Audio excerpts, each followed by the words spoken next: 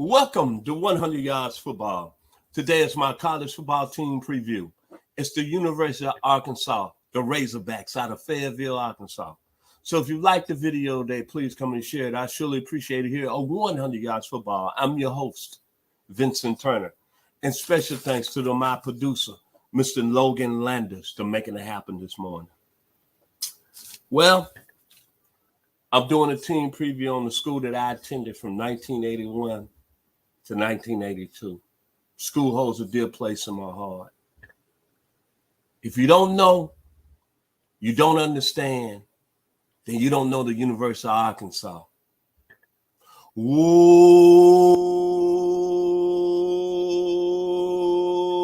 hey, suey. Ooh, pig, suey. Ooh, pig, suey, Razorbacks. Boy, what a great team preview today I'm doing on my school, the University of Arkansas Razorbacks.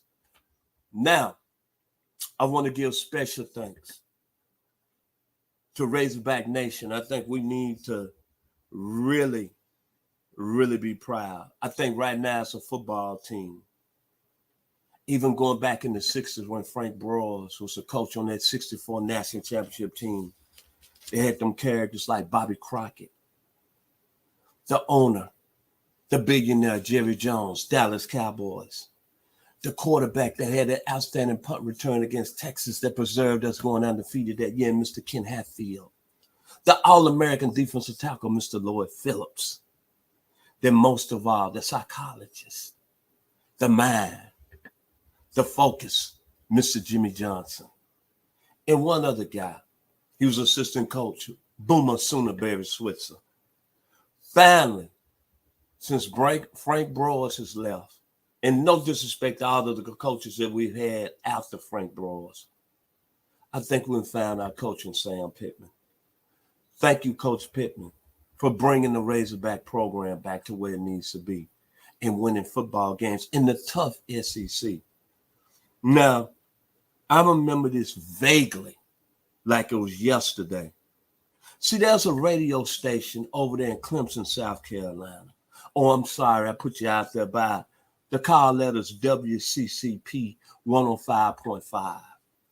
And I remember when Coach Pittman got the job, how y'all made a mockery, how y'all were really killing Coach Pittman during his press conference, talking about how loud and maybe how country he was and he wasn't professional.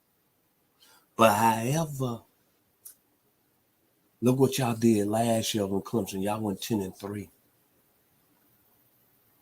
Arkansas went 9-4 and beat Penn State in a bowl game. I don't hear nothing coming over out of Clemson right now. You know I'm talking about because you're a host on the morning show. I just want to let you know the Hogs are going to be back. And I hope one day that the Hogs play Clemson. That's right. I hope Mr. Pippen gets some of Dabo Swinney. Because it look like y'all got a little problem going on in the ACC. Because now Mario Cristobal is going to make some noise for Miami. You better believe that. And Mike Norrell is not far behind from Florida at Florida State. Now getting to my Razorbacks. Sam Pittman has did an outstanding job. Last year, very satisfied in what the Razorbacks did. Beat Texas A&M last year. Beat LSU and beat Penn State. Only game it was not in. Let's give kudos to the national champion, the Georgia Bulldogs, dominator. But I saw a football team that had the personality coach. Tough, want to run the football, and got a dual threat quarterback that's going to be one of the top quarterbacks in the country. Let's talk about the Hogs offense under Sam Pittman. Well, you know to be special, and you know to average 247 yards a game. And I think Arkansas led the SEC in rushing, is that you got to have a quarterback that can really make things happen from a dual threat standpoint. KJ Jefferson, 2,600 yards last year passing the football, 21 touchdowns. Then he added another 662 on the ground. That's a lot of real estate. That's almost 3,300 yards total offense. Arkansas lost a very special player in Treylon Burks. There's no question about it. But they got people to replace him. There's an emerging star on the offensive side of the ball by the name of Trey Knox. He could this year move up. He plays tight end, but he can play a little wide receiver. He could move into that cycle of being all SEC and earning some money in the 2023 NFL draft. Then they bring in a kid that's from the Metro Atlanta area, played at Cedar Grove. Things didn't work out at Oklahoma, but that's all right. Jaden Hazelwood, I heard he was special in the spring. I heard he got deep striking ability like Treylon Burks. And then think of the other receivers. Warren Thompson is a pretty good player. Malik Hornsby. But what I love about the Hogs, it goes back to having a power running game. See, Sam Pittman is going to be his personality.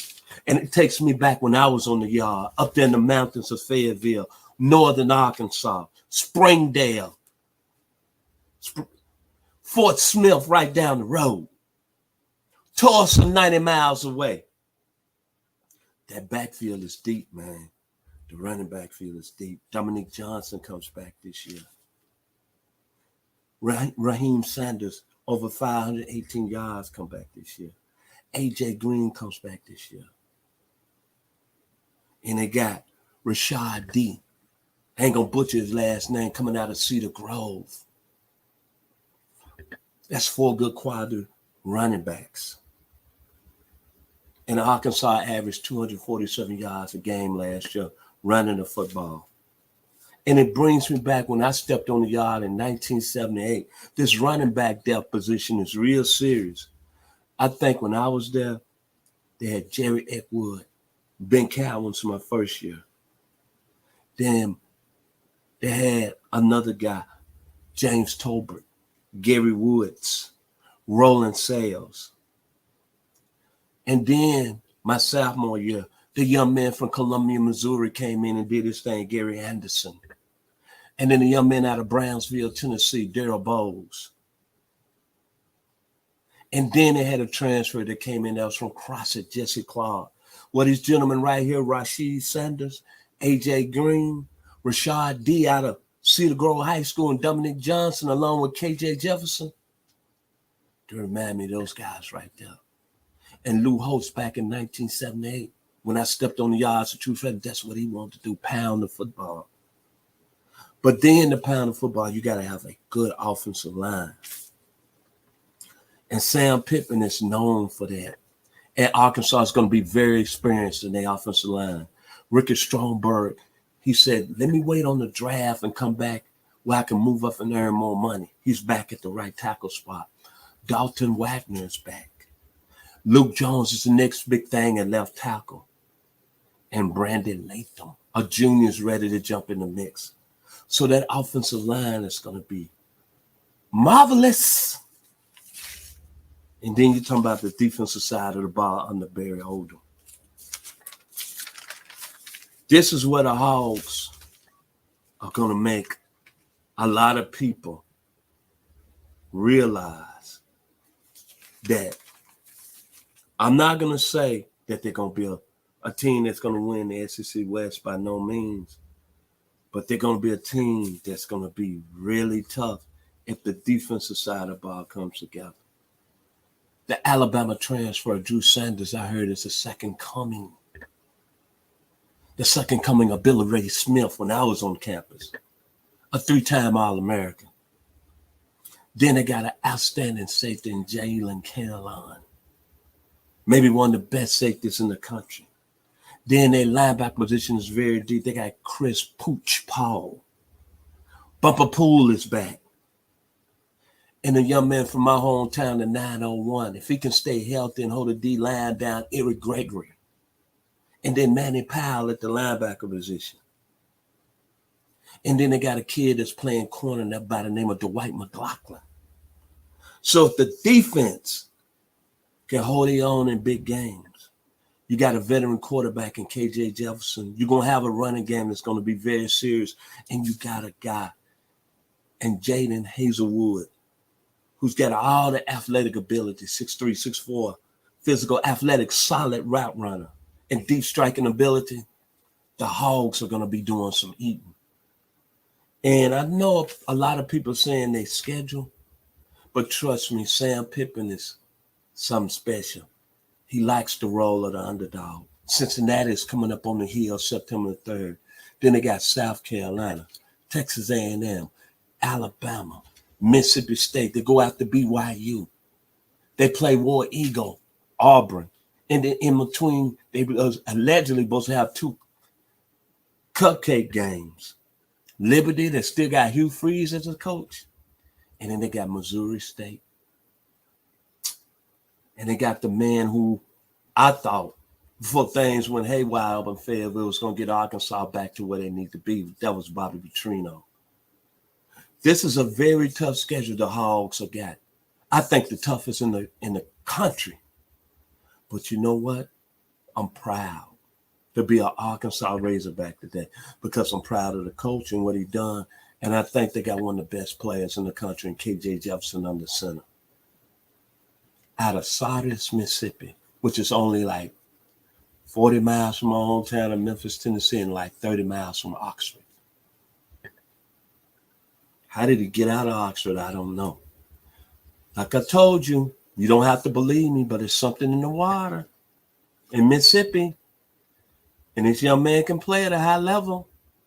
Last year, 2,600 yards, 21 touchdowns, 664 yards, and he was injured most of the year. All I got to say, Mississippi, Morgan Freeman, James Earl Jones, Elvis Presley, Jimmy Buffett, Archie Manning. KJ Jefferson is going to make it happen at the University of Arkansas this year. This is going to be a very good, balanced football team under Sam Pittman. And the one thing I love about Coach Pittman, when he took the job, I looked at it as Arkansas football tradition hasn't had a lot of great coaches that's really been respected on the national level, except for Frank Broyles, who ironically is from Decatur, Georgia, made his bones at Georgia Tech under Bobby Dodd in the 40s as assistant. Then you think Lou Holtz, and then you think of Ken Hatfield. But after that, you really don't think of anybody else. They've had coaches, of course, Petrino, other people, Belima.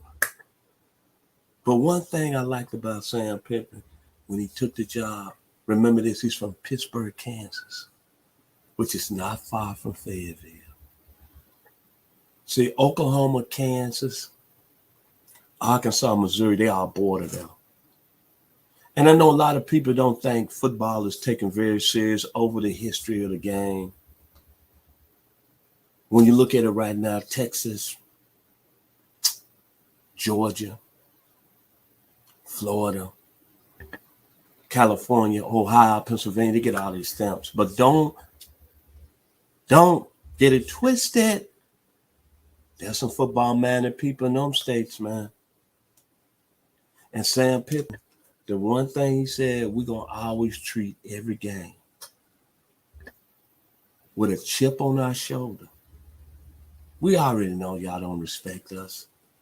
We already know we are underdog. But all I can say is last year this team beat Texas A&M, beat LSU, and beat Penn State in the bowl game. And took Alabama to the wire in the fourth quarter, only lost them by 7 points.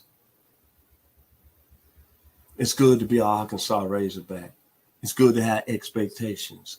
It's good to know that you can walk around with that pig suey, with proudness. So, my final words, thank you to my producer, Mr. Logan Landis. When I think about the Razorbacks now, I think about the comments over there at WCCP 105.5 And I think about where we at now as a football program under Sammy Pittman. Remember that group Chic? One of my favorite bands when I was on the yard in Fayetteville from 1978 to 1981. They had a song called We Are Rebels.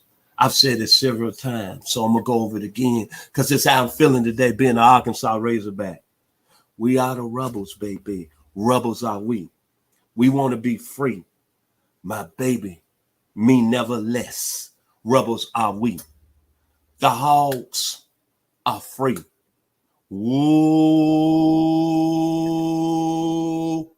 Hey! Soy! Razorbacks. Like the video today, please come and share. We surely appreciate it here at 100 Yards of Football. And thank you, Mr. Logan Land.